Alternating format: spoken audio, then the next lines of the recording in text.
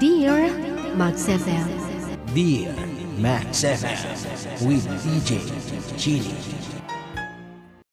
Dear Max FM. Itago niyo na lang po ako sa pangalang Maya. Sabi naman nila maganda ako. Marami kasi akong manliligaw.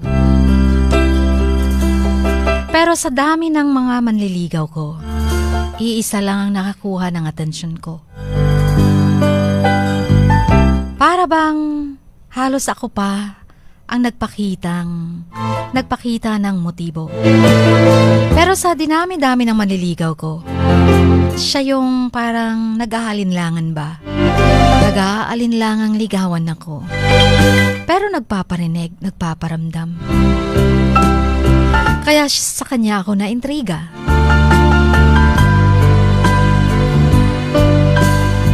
Hanggang sa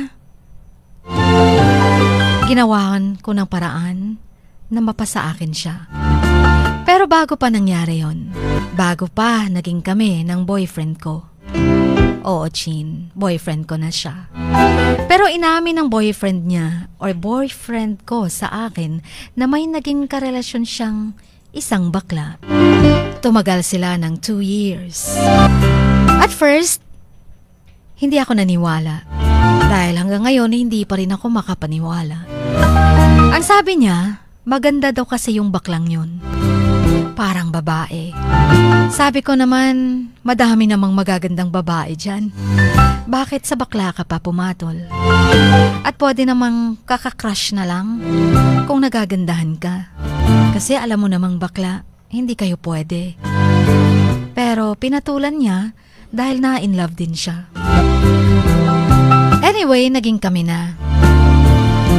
Ang saya-saya lang naming dalawa. Kasi naman, accepted kami both sides ng pamilya namin. Tuwang-tuwa sila sa amin dahil yung pamilya ng boyfriend ko sobrang nagagandahan sa akin. Ewan ko ba kung bakit ang dami-dami nilang binibigay sa aking mga gamit. Aliw na aliw sila sa akin. Nagpapasalamat na naging girlfriend ako ng anak nila. And then one time, nakipag-break ang boyfriend ko sa akin. Bigla ako. All of a sudden, nakikipag-break siya na wala man lang kaming naging away. Siyempre hindi ako pumayag. In love na ako sa kanya. At wala namang kasing dahilan para maghiwalay kami. Ang sabi niya lang, ang hirap daw i-explain. Tinatanong ko siya kung na-fall out of love ba siya sa akin. Pero hindi siya sumasagot. Kaya pala siguro nung paghahawak ko ng cellphone niya, nagbabasa ako ng mga messages sa FB. Lagi siyang may ka-chat. Katawagan niyang B. Akala ko biruan lang kasi lalaki naman yung name at saka yung profile pic. Tsaka pag magkasama kami, pinapatay niya yung wifi sa cellphone niya. Kaya napapaisip na rin ako. Nag-post pa ako nun ng something very sweet sa wall niya. Nilike pa nung pangalan na lagi kong nakikita sa ka-chat niya sa messenger niya. Kaya in-stalk ko yun. Nakita ko ang mga pictures nila. Kayakap ng boyfriend ko yung baklang yun. Ang dami-dami nilang pictures na very sweet. Pero hindi ko pinapaalam sa boyfriend ko na may alam na ako, na nagdududa na ako. Kaya nalaman ko na lang, sila pa pala hanggang ngayon. Legal din sila both sides ng pamilya. Kaso ayaw sa kanila ng pamilya ng boyfriend ko. Di nila tanggap. Kaya pala, tuwang-tuwa sila sa akin na nagka-girlfriend finally ang anak nila. Nung nakipag-break siya sa akin, humiling ako ng last chance. Ayaw niya pa rin pumayag. Pero sabi ko, hahayaan mo bang malaman ng parents mo na lalaki ang boyfriend mo, ang karelasyon mo, at wala na tayo? Dahil siguro medyo na-realize niya, binigyan niya ako pa ng isang chance. And so in-unfriend niya na yung bakla, kaya okay na kami. Tapos binlock niya, kaya okay na ulit kami. Masaya na ulit kami. Until isang araw na nakawan kami ng cellphone. Parang hindi siya mapakali kung paano siya makakapag-online. Magkasama naman kami.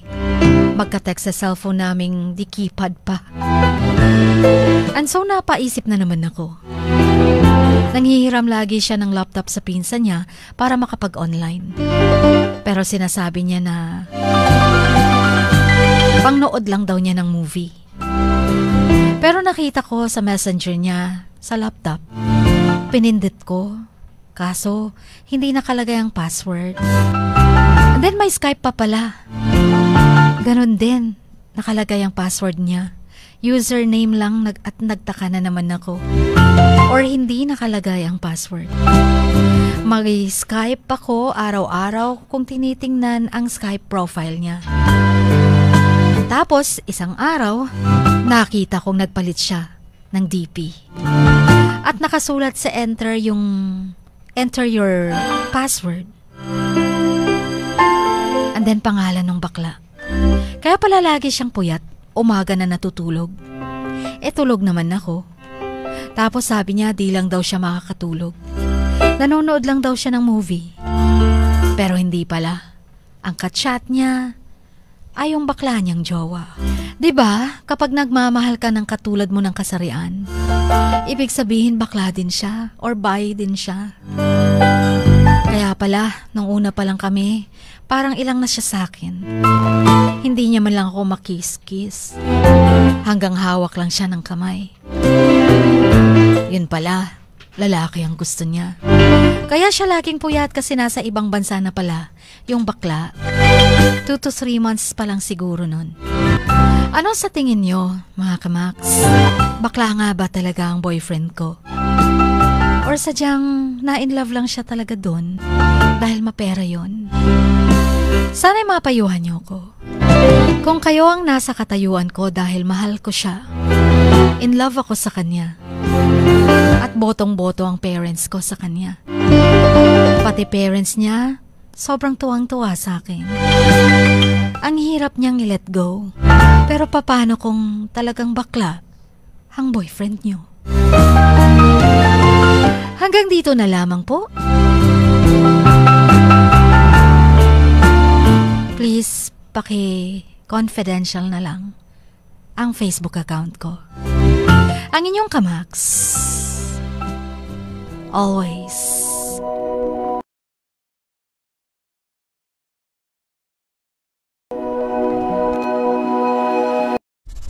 A few moments later. Now we're back. It's 1:45 and you are still listening right here. It's 95.9 Max News FM. Jensen, like and share now na for 100 pesos instant GCash. Natunghen po natin ang sulat ng ating letter sender na itago na lamang siya daw sa pangalang Maya. Ayan, nagkataon ba na Maya din pangalan niya at Maya ang naging boyfriend niya? Isang malaking Maya. Sa tingin nyo, kayo nasa kalagayan ni letter sender na si Maya. Paano nyo gagawin? Paano nyo hihiwalayan ang taong na-inlovean nyo ng sobra? At okay na sa bawat pamilya. Tapos nakikipaghiwalay na. Kasi yun pala na-inlove na sa isang Maya. Na-inlove na sa isang baklang jowa. Okay, so paano yun? Bakla din ba daw boyfriend niya? Malamang siguro. Oo, bisexual nga siguro. Sabi nga nila, there's no such as bisexual. Talagang bakla nga daw talaga.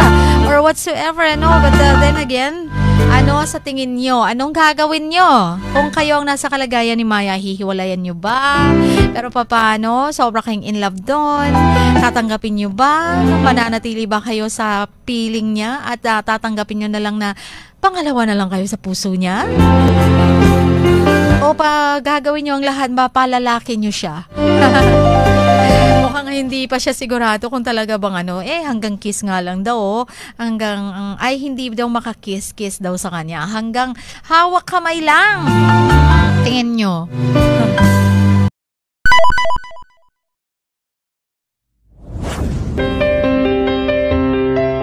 Sing like no one is listening. Love like you've never been hurt. Dance like nobody is watching. And live like it is heaven on earth. Dear Max FM. Dear Max FM with DJ Chini. Samahan si DJ Chini tuwing 1:00 hanggang 3:00 ng hapon, Lunes hanggang Biyernes sa Dear Max FM. Dear Max FM with DJ Chini. Ipadala na ang sarili niyong kwento, matuto ng leksyon at gawin itong inspirasyon. Dear Max FM with DJ Chini.